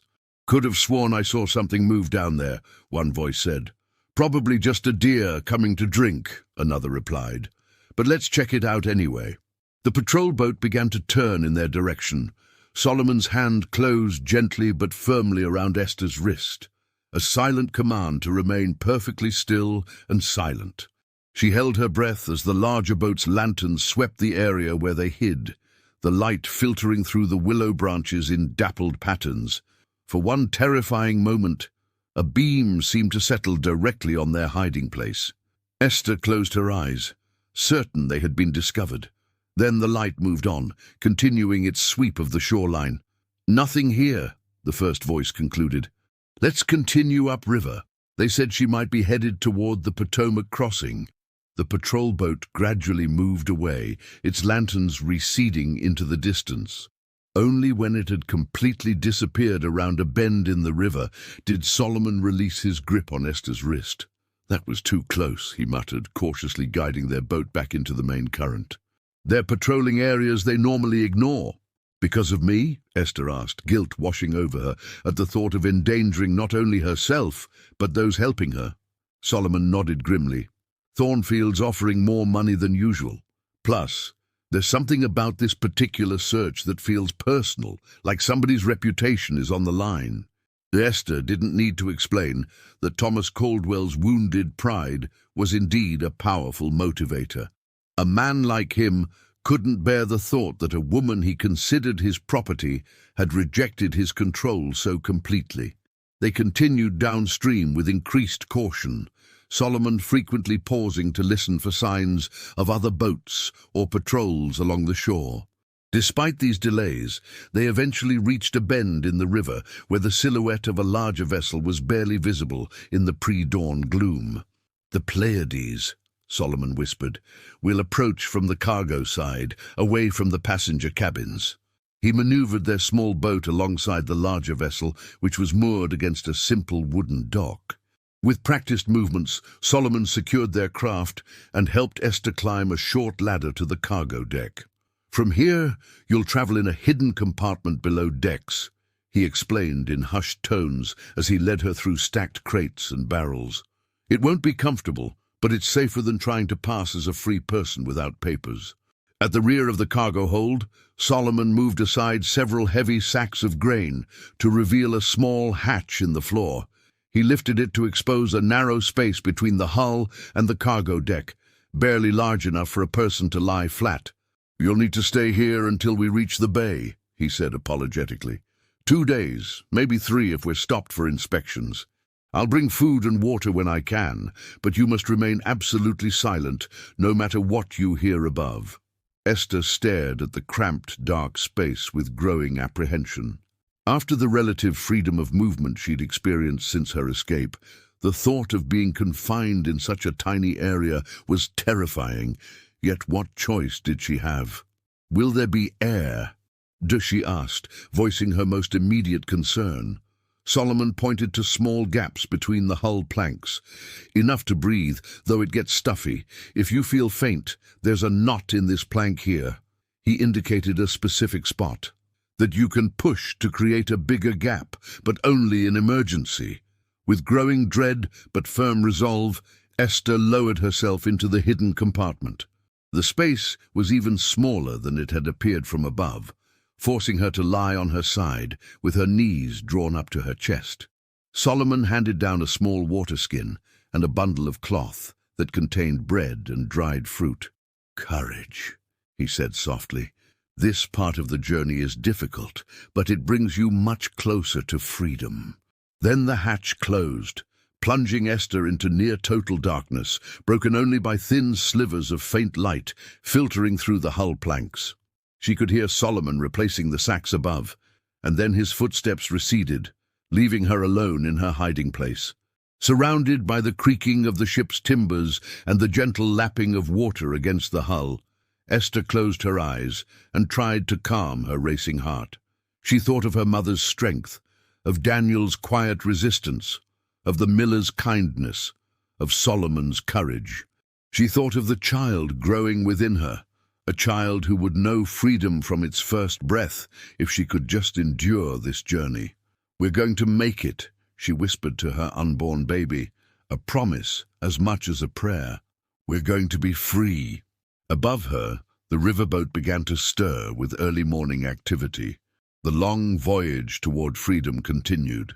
The hidden compartment beneath the cargo hold of the Pleiades became Esther's entire world for what felt like an eternity. Time lost all meaning in the perpetual darkness, broken only by thin slivers of light through the hull planks that grew stronger or weaker with the passing of days and nights. The air was stale and heavy with the smell of river water and timber, occasionally overtaken by the nausea of her pregnancy. Twice daily, or what she assumed was twice daily, Solomon would create a distraction on deck, then swiftly open the hatch to pass down fresh water, food, and a small bucket for waste. These brief moments were Esther's only connection to the outside world, her only assurance that the journey continued as planned. "We've passed Fredericksburg," Solomon whispered during one such visit, perhaps on the second day. Patrol boats stopped us. Searched the cargo hold, but not thoroughly. They're still looking for you. On what might have been the third day, he brought troubling news. There's a man on board asking questions, well-dressed, from Richmond, he claims, but his accent is pure Thornfield County. Thomas? Esther asked, her voice cracking from disuse and fear. Solomon shook his head. No, older man, grey hair, walks with a cane. Mr. Peterson, Esther realized with dread, the neighboring plantation owner who often worked with Rebecca Caldwell. She'd overheard her mother mention him speaking with Rebecca about buying troublesome elements just days before her escape. He's offering money for information, Solomon continued grimly. Stay absolutely silent. I'll try to get him off at the next stop. The compartment seemed to grow smaller with each passing hour, the darkness more oppressive. Esther found herself drifting in and out of uneasy sleep, her dreams populated by faces from Thornfield, her mother, Daniel, Catherine, Thomas. In one recurring nightmare, she was back in the wine cellar where Thomas had first assaulted her, but this time she couldn't run, couldn't scream, as if the very air had solidified around her. She would wake from these dreams gasping for breath, hands instinctively protective over her abdomen. The child within her became a talisman, a reason to endure the crushing confinement. For this small life, she would bear anything. On what she later learned was the fourth day, Esther noticed a change in the ship's movement, a different rhythm to the hull's creaking, a saltier smell to the air seeping through the planks. They had reached the Chesapeake Bay. Tonight, Solomon whispered during his brief visit that evening, we're docking at a small fishing village. From there you'll travel by cart to the eastern shore, then north by coach. The next conductor is a free black woman named Harriet. Trust her completely. What about Mr. Peterson? Esther asked. Left the boat at our last stop. But he was asking about Baltimore. He suspects the direction you're headed. The knowledge that her pursuers were still actively searching and correctly anticipating her route sent a chill through Esther. She had hoped that with each mile north, the danger would diminish. Instead, it seemed to be evolving, becoming more targeted. Hours later, Solomon returned to help her from the compartment. After 4 days in confinement, Esther's limbs were so stiff and weak that he had to practically lift her out. The simple act of standing sent blood rushing from her head, nearly causing her to faint. Easy, Solomon murmured, supporting her weight. Take a moment, breathe. When her vision cleared, Esther found they were alone in the cargo hold. Through a small porthole, she could see it was deep night outside, the darkness broken only by a few distant lanterns along what appeared to be a small wooden pier. Most of the crew is asleep or in town drinking, Solomon explained as he helped her to a ladder leading up to the deck. The captain is sympathetic to our cause. He'll claim no knowledge if questioned later. On deck, the late September air felt gloriously fresh after days in the stuffy compartment. Esther breathed deeply, savoring the mingled scents of salt water, fish, and pine trees from the nearby shore. The sky above was clear, stars scattered across the darkness like diamonds on black velvet. The drinking gourd, Solomon pointed upward to the constellation, still guiding you north. They disembarked via a narrow plank, avoiding the main gangway where a drowsy crewman stood watch. The fishing village consisted of perhaps 24 small buildings clustered around a central pier. At this late hour, most windows were dark, though light and faint music spilled from what appeared to be a tavern near the water. Solomon led Esther along the shoreline, away from the settlement, until they reached a small copse of trees where a horse and cart waited. A figure sat on the driver's bench, face obscured by a broad-brimmed hat. "Harriet," Solomon called softly, "I've brought your passenger." The figure turned, and Esther saw a black woman, perhaps 10 years her senior. Though small in stature, Harriet radiated a quiet authority that immediately commanded respect. Her sharp eyes assessed Esther quickly. "You the girl from Thornfield? The one carrying the master's child?" Her voice was low and direct. Esther nodded, uncomfortable with the blunt description, but unable to deny its accuracy. Harriet's expression softened slightly. "You ain't the first, won't be the last. But you might be one of the bravest running in your condition." She gestured to the back of the cart. "Get in. We got a long ride ahead."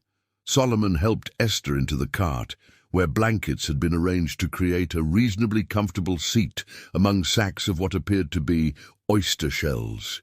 Before stepping away, he pressed something into her hand, a small knife in a leather sheath. "For protection," he said simply, "and as a reminder that you're no longer defenseless." Esther tucked the knife into her pocket alongside Catherine's locket, which had somehow become a talisman of hope during her journey. "Thank you," she said, the words wholly inadequate for what Solomon had risked to help her. "For everything." He nodded once, his expression solemn. "Live free. That's how you thank me." With that, he melted back into the shadows, returning to the Pleiades and his life of dangerous double purpose. Harriet clicked her tongue, urging the horse forward, and the next phase of Esther's journey toward freedom began. They traveled through the night, avoiding main roads in favor of winding coastal paths. Harriet proved taciturn, but vigilant, occasionally stopping the cart to listen for sounds of other travelers. When she did speak, her words were practical rather than comforting. "Eastern Shore's dangerous ground," she explained during one such pause.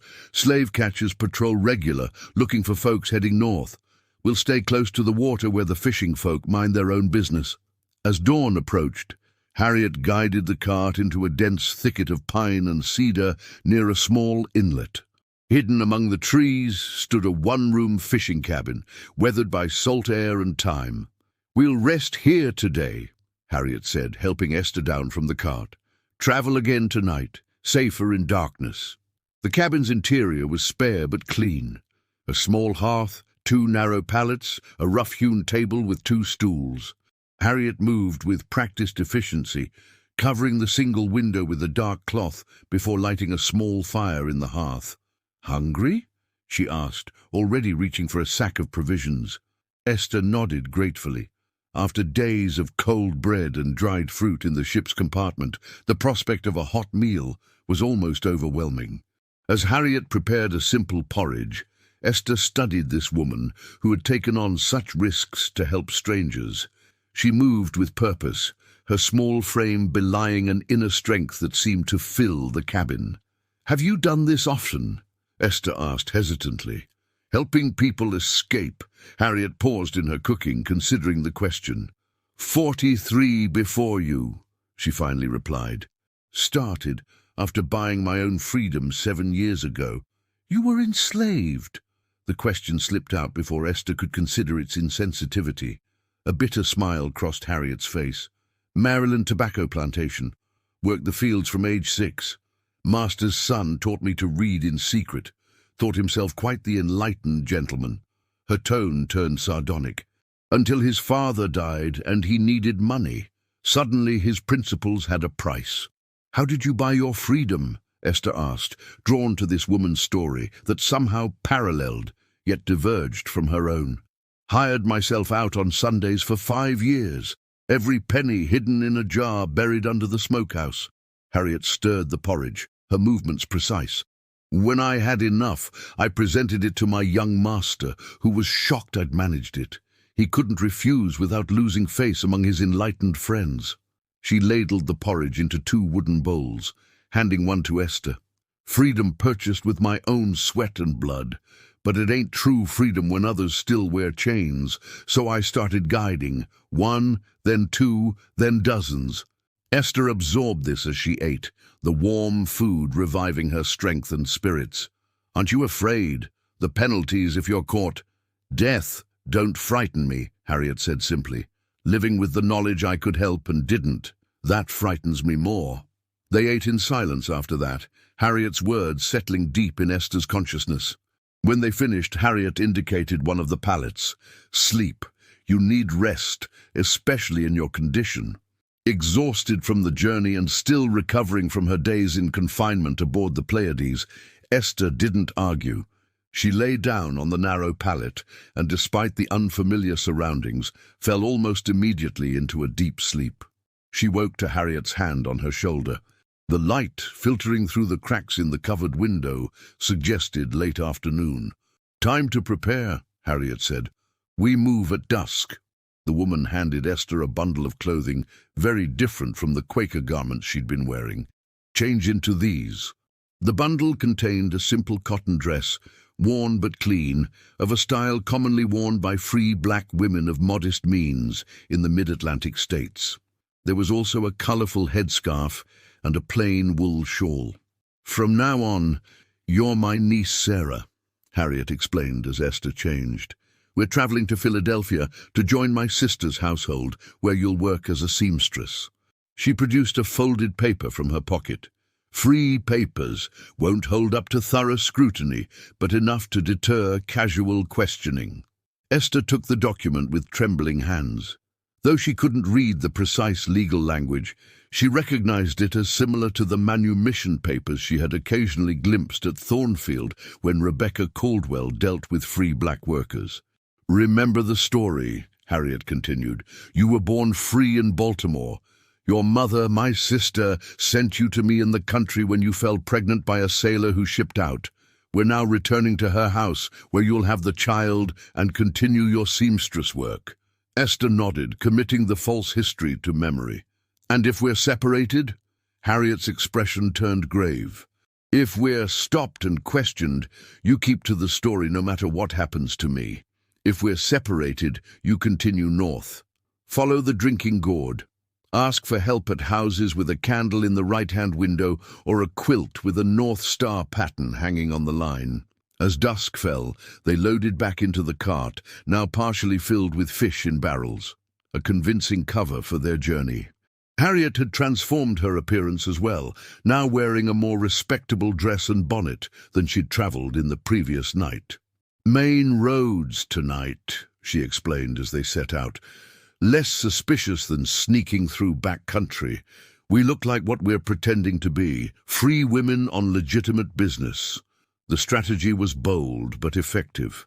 They passed through small settlements where their cart was just one of many vehicles on the roads.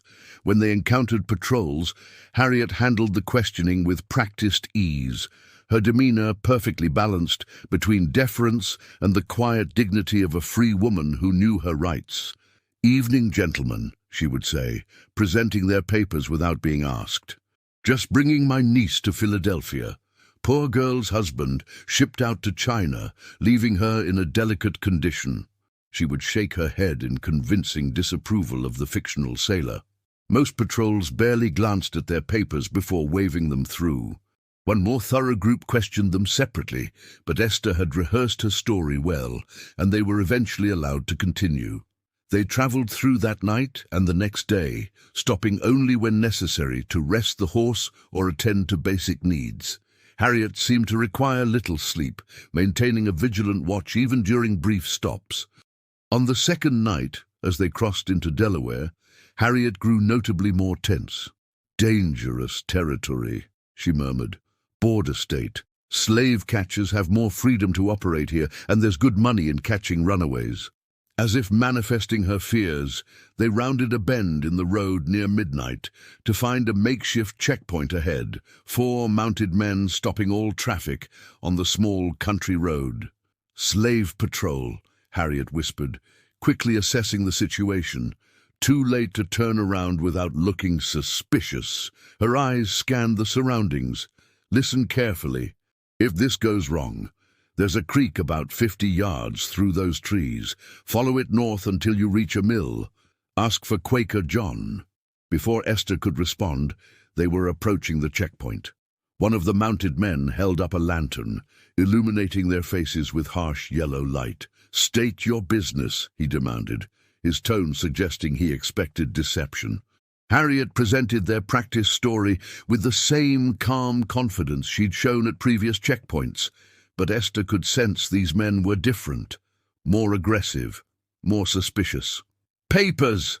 the leader demanded, snatching them from Harriet's hand. He studied them with narrowed eyes. These look fresh for documents supposedly issued 5 years ago. He turned to one of his companions. Jenkins, ride back to town and fetch Marshal Wilson. Have him bring the registry of known forgers. Cold fear washed through Esther. This was no routine check. These men had experience identifying false documentation. Harriet remained outwardly calm, though Esther noticed her hands had tightened on the reins. "Sir, we're simple folk on a family errand. My niece is in a delicate condition and needs her mother's care in Philadelphia." The patrol leader's gaze shifted to Esther, taking in her appearance with unsettling focus.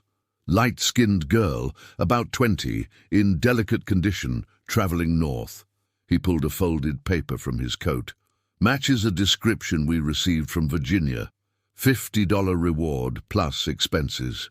He turned the paper toward them, and Esther felt the blood drain from her face. It was a crude drawing that nevertheless captured her likeness with uncomfortable accuracy. Beneath it, in bold letters, "Escaped. Property of Thornfield Plantation. Reward for return." Harriet moved with startling speed for such a small woman. In one fluid motion, she slapped the horse's flank with the reins, while simultaneously shoving Esther from the cart. "Run!" she shouted. "Now!" Chaos erupted.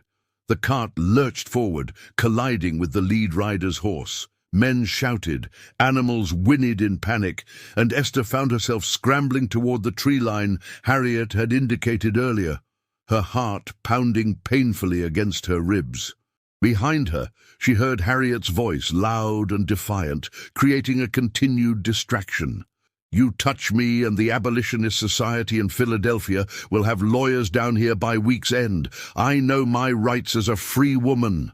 Esther reached the trees, plunging into darkness as branches clawed at her clothes and face. She ran blindly at first, then forced herself to pause, listening for the sound of running water. There, to her left, the gentle gurgle of the creek Harriet had mentioned. She made her way toward it, moving as quietly as possible while straining to hear if pursuit had begun. The creek was small but swift-flowing, its banks muddy and steep in places. Esther followed it northward as instructed, praying that Harriet would somehow escape and rejoin her. The night seemed to stretch endlessly as Esther made her solitary way along the creek. Her feet grew sodden and cold, her pregnancy making balance difficult on the slippery banks. Several times she nearly fell, catching herself against trees or rocks at the last moment. She had no idea how far she'd traveled when she finally glimpsed buildings ahead. A cluster of structures surrounding what appeared to be a water wheel, the mill Harriet had spoken of. Approaching cautiously, Esther saw a light burning in the window of the largest building. She hesitated, torn between desperate need for help and fear of betrayal. What if this Quaker John turned her in for the reward? What if Harriet's instructions were already known to the slave catchers? As she stood indecisively in the shadows, the mill door opened and a tall figure stepped out, holding a lantern high. "Is someone there?" called a man's voice, neither threatening nor particularly welcoming. "I heard movement by the creek." Something in his steady tone gave Esther courage. She stepped forward just enough to be seen in the lantern's glow. "I'm looking for Quaker John," she said, her voice hoarse from fear and exertion. The man studied her for a long moment. "I am John Pemberton," he finally replied, "and who might be looking for me at this late hour?" "Harriet sent me," Esther explained, still maintaining a safe distance. "There was trouble at a checkpoint." The name seemed to shift something in the man's demeanor. He lowered the lantern slightly and spoke more gently. "Come inside, friend. Quickly now. It's not safe to linger in the open." The mill's main floor had been converted to living quarters, with a small apartment occupying one corner of the cavernous space. A woman rose from a chair by the fire as they entered, grey-haired and slender, with kind eyes that widened at the sight of Esther's bedraggled state. "Mary, our friend needs dry clothes and hot tea," John said simply. "She's come from Harriet, and there's been trouble." No further explanation was needed. Mary immediately led Esther behind a screen where she helped her change into dry clothing before settling her near the fire with a steaming cup of tea. Only when Esther was somewhat recovered did John begin his careful questioning. "What happened to Harriet?" he asked. Esther recounted the encounter at the checkpoint, describing how Harriet had created a diversion to allow her escape. "I don't know if they caught her," she concluded, the weight of that uncertainty heavy on her heart. John and Mary exchanged worried glances. "Harriet has escaped difficult situations before," John said, though his tone suggested concern rather than confidence. "For now, we must focus on your safety. The patrols will be searching the area thoroughly after such an encounter." "Can I stay here?" Esther asked, dreading the answer. John shook his head regretfully. "The mill is too obvious, too public. They'll search here first. No, you must continue on tonight." Esther's heart sank. She had hoped for at least a brief respite, a chance to recover her strength before continuing her journey. "Not alone, child," Mary added, noting Esther's dismay. "Our son will guide you." As if summoned by his mother's words, a young man entered from outside, tall like his father, but with his mother's gentler features. He couldn't have been more than 20, yet his eyes held a maturity beyond his years. "Samuel, this is—" John began, then paused, realizing he hadn't asked Esther's name. "Hope," Esther supplied, using the name she'd adopted at the beginning of her journey. Somehow it felt more truly hers now than her birth name, which belonged to a different life. "This is Hope," John continued. "She needs safe passage to the next station tonight. The usual route will be watched." Samuel nodded without hesitation. "The creek route, then, through the marshes." He turned to Esther. "It's difficult terrain, but the dogs can't follow a scent through water." Mary packed a small bundle of food while John studied a crude map, marking something with a piece of charcoal before handing it to his son. "The Webster farm may not be safe anymore. Try the Johnsons instead." Within 30 minutes of her arrival, Esther found herself departing again, this time with Samuel as her guide. They left through the back of the mill, immediately wading into the creek to hide their scent and footprints. "Stay in the water as much as possible," Samuel instructed as they made their way upstream. "When we have to move on land, step where I step." The journey through the marshland was even more arduous than the earlier trek along the creek. The ground was treacherous, sometimes firm, sometimes giving way unexpectedly into knee-deep mud. Insects swarmed around them, drawn by their warmth and moisture. In places, they had to wade through chest-high water, Samuel supporting Esther when the current grew strong. They traveled in silence for the most part, speaking only when necessary for guidance or warning.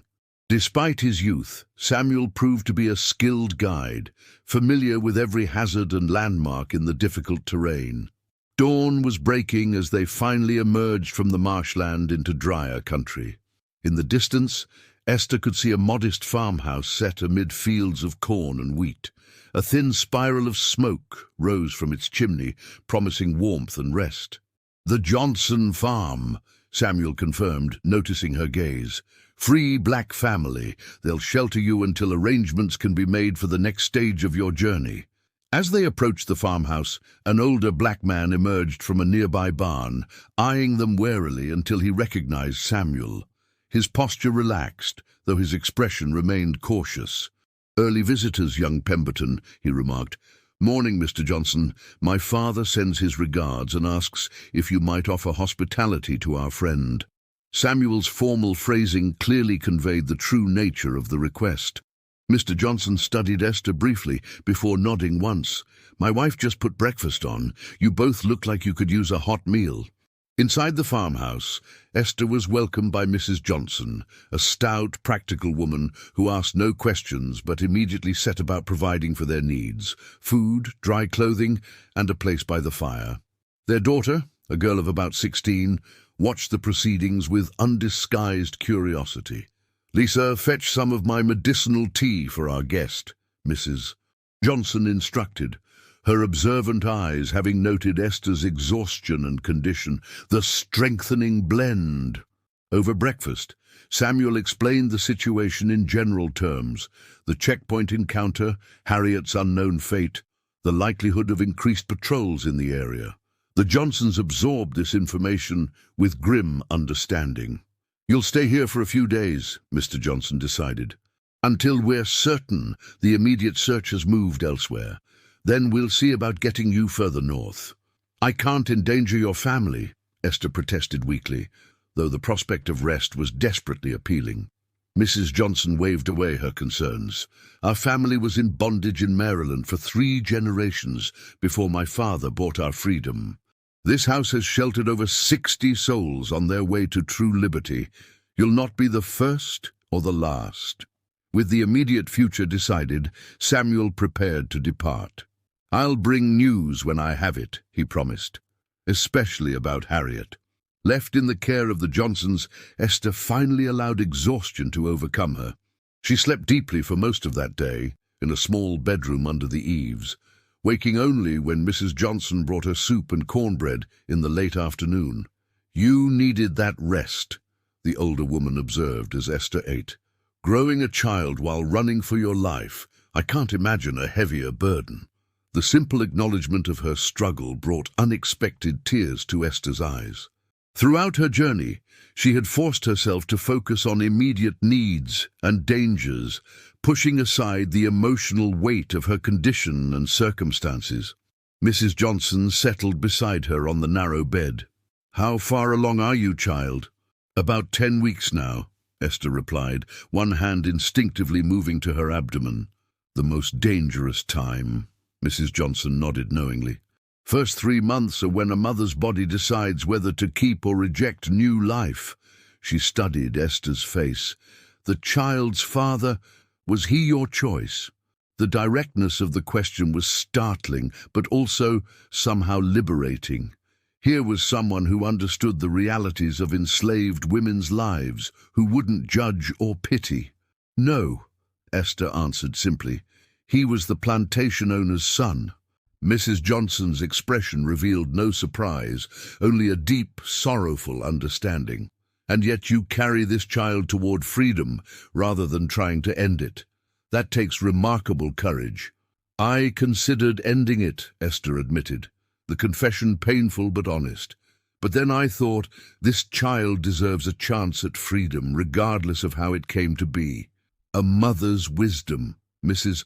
Johnson approved. "The child is innocent of its father's sins." She patted Esther's hand. "Rest now. Your journey isn't over yet, but you're closer to freedom with each passing day." The Johnson farm became Esther's sanctuary for nearly a week, as the initial furor of the search gradually subsided.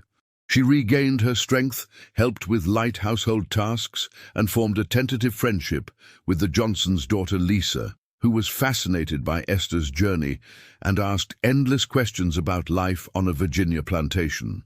Samuel Pemberton visited twice, bringing news from the Underground Railroad network. Harriet had indeed been captured at the checkpoint, but had maintained her identity as a free woman. With the assistance of abolitionist lawyers from Philadelphia, exactly as she had threatened, she had been released after 3 days of detention, her free papers eventually accepted as legitimate. "She's already back to guiding others," Samuel reported with admiration. "Says to tell you she expects to see you in Philadelphia soon." On the 7th day of Esther's stay, Mr. Johnson announced it was time to move on. "A merchant wagoner named Fleming will take you as far as the Pennsylvania border," he explained. "He's white, but trustworthy. Lost his daughter to a fever years back, and says you remind him of her."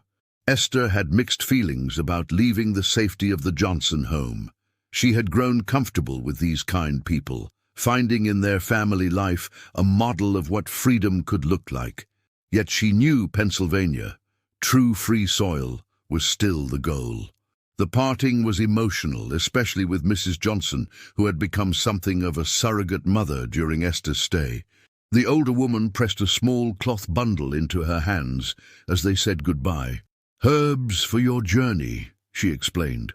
for nausea, for strength, for the child's healthy growth. Use them wisely. Lisa, who had come to look up to Esther despite their brief acquaintance, gave her a handmade bracelet of woven thread. For good luck, she said shyly. Wear it until you reach freedom. Mr. Fleming proved to be a gruff but decent man who asked no questions beyond what was necessary for their journey. Esther traveled concealed among crates of dry goods in his wagon, emerging only at night when they camped in isolated locations. The journey to the Pennsylvania border took 3 days, passing through increasingly hilly terrain. With each mile north, Esther felt the invisible weight of slavery lifting incrementally from her shoulders, though she knew that legally, even in a free state, she could be recaptured and returned to bondage under the Fugitive Slave Act. They crossed into Pennsylvania on a foggy October morning, the border marked by nothing more than a weathered signpost. Mr. Fleming pulled his wagon to a stop shortly thereafter beside a modest stone house set back from the road. "This is where I leave you," he said, helping Esther down from the wagon. "The woman who lives here will take you the rest of the way to Philadelphia." The door of the stone house opened before they reached it, revealing a slender white woman with prematurely gray hair and alert eyes. "You're late, Fleming," she remarked without preamble. "I expected you yesterday." "Roads were muddy from the rain, Rachel," Fleming replied. "Didn't want to risk getting stuck with precious cargo." Rachel nodded, accepting the explanation, then turned her attention to Esther. "Come in, child. You must be exhausted." Inside, the house was simple but comfortable, with well-worn furniture and shelves lined with books, more books than Esther had ever seen outside the Caldwell's library. Rachel noticed her interest. "My late husband was a school teacher," she explained. "Education was his passion, and mine." She gestured for Esther to sit at a small table where she placed a cup of tea and a plate of bread and cheese. "You're on free soil now," Rachel continued, "but not truly safe yet. The Fugitive Slave Act means you can still be legally captured and returned to Virginia." Her expression hardened. "Though they'd have to go through me first, and I'm known to be difficult." There was something fierce beneath Rachel's proper exterior that reminded Esther of Rebecca Caldwell, except this woman directed her formidable will toward justice rather than exploitation. "Tomorrow we'll travel to Philadelphia," Rachel explained as Esther ate. "I have connections with the Female Anti-Slavery Society there. They'll help arrange more permanent settlement for you, perhaps in Boston or further north in Canada." Canada? The prospect seemed impossibly distant to Esther, who had never imagined traveling so far from Virginia. "The only truly safe place," Rachel nodded. "Beyond the reach of American slave laws, many have established successful new lives there, particularly in communities around Toronto." That night, sleeping in a real bed in Rachel's guest room, Esther dreamed of her mother again. This time, Sarah stood not at a riverbank, but in a sunlit clearing, smiling with a serenity Esther had rarely seen in her waking life. "You've found your way, daughter," dreamed Sarah said. "Now build a life worthy of your courage." Esther woke with tears on her cheeks, but a new determination in her heart. The journey had changed her, stripping away the cautious, obedient house servant and revealing a woman of unexpected strength and resilience. She and Rachel departed for Philadelphia early the next morning, traveling in a modest but well-maintained carriage that attracted little attention.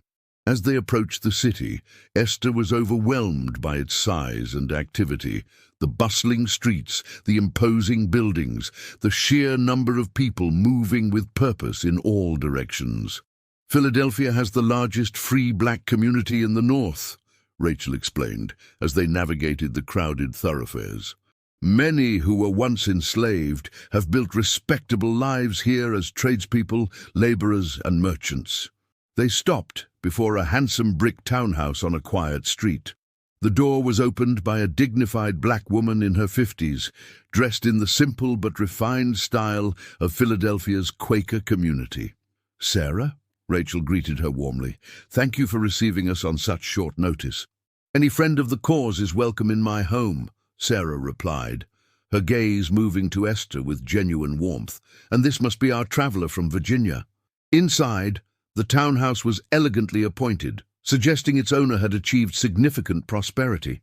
Sarah Johnson, Rachel explained, had been born free in Philadelphia and had inherited her father's successful catering business, which served the city's elite. She was also a founding member of the Female Anti-Slavery Society and a key figure in the Underground Railroad. Over the next several days, Esther was introduced to various members of Philadelphia's abolitionist community who would help determine her next steps. Among them was Harriet, who had indeed resumed her dangerous work, guiding others to freedom. Their reunion was emotional, both women relieved to see the other safe after their forced separation. "Told you we'd meet in Philadelphia," Harriet said, with her characteristic directness. "You're stronger than you look, city girl." A council of sorts was convened in Sarah Johnson's parlor to discuss Esther's future. Present were several leaders of the local anti-slavery movement, including William Still, a prominent black abolitionist who kept detailed records of those who passed through the Underground Railroad. "Your case presents certain complications," Still explained gently. "Your former owners appear unusually persistent in their search. We've received reports of agents dispatched as far north as New York with your description." He hesitated before adding, "The reward has been increased to $100. The news was chilling. Even here in Philadelphia, hundreds of miles from Thornfield, Thomas Caldwell's obsessive pursuit still threatened Esther's freedom. Canada, then, Sarah Johnson decided. The Toronto community is well established and welcoming to new arrivals. "What about my child?" Esther asked, the question that had increasingly preoccupied her as her pregnancy advanced. "Will there be a doctor, a midwife? Some of the finest in North America," Sarah assured her.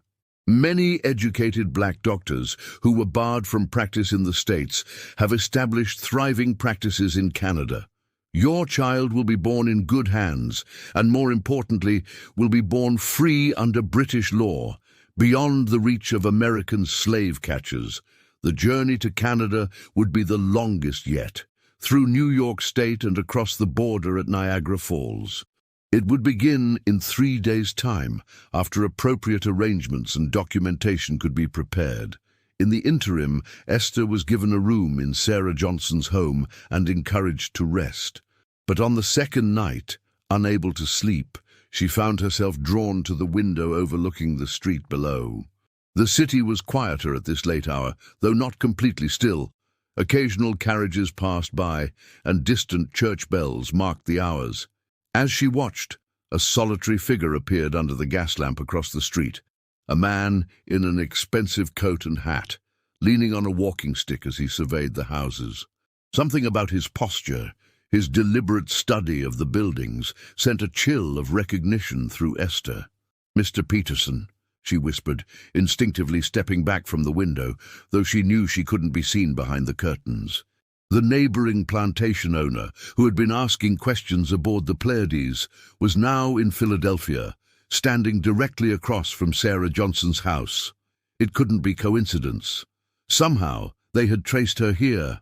Heart racing, Esther hurried to wake Sarah, who immediately understood the gravity of the situation. "We need to move you tonight," she decided. "They must have informants in the city, perhaps someone who saw you arrive." Within an hour, Esther was bundled into a closed carriage with Rachel, heading not north toward Canada as planned, but west toward Pittsburgh. "A detour," Rachel explained. "We'll circle back north when it's safer." The abrupt departure meant leaving behind the network of support Esther had just begun to trust, facing yet another unfamiliar journey with its own dangers and challenges. Yet as the carriage carried her away from Philadelphia and the threat of recapture, she found herself thinking not of what she was leaving behind, but of what lay ahead. Somewhere north of the border was a new life waiting to be built. A life of freedom, of possibility, of choices made without a master's permission. A life where her child would never know the sting of a whip or the humiliation of being considered property. The road ahead was long and uncertain, but Esther faced it now with the hard-won knowledge of her own strength. She had fled a plantation, hidden in the hull of a riverboat, waded through marshlands, and evaded capture repeatedly. She had forged connections with strangers who became allies, discovered courage she never knew she possessed, and chosen hope over despair at every crossroads. As dawn broke over the Pennsylvania hills, Esther placed her hand over her abdomen, feeling the subtle changes that signaled her child's growth. "We're going to make it," she whispered. The same promise she had made in the darkness beneath the Pleiades, now spoken with the conviction of a woman who had already overcome impossible odds. The road stretched before them, leading away from bondage and toward a freedom that, while not yet secured, grew closer with each mile.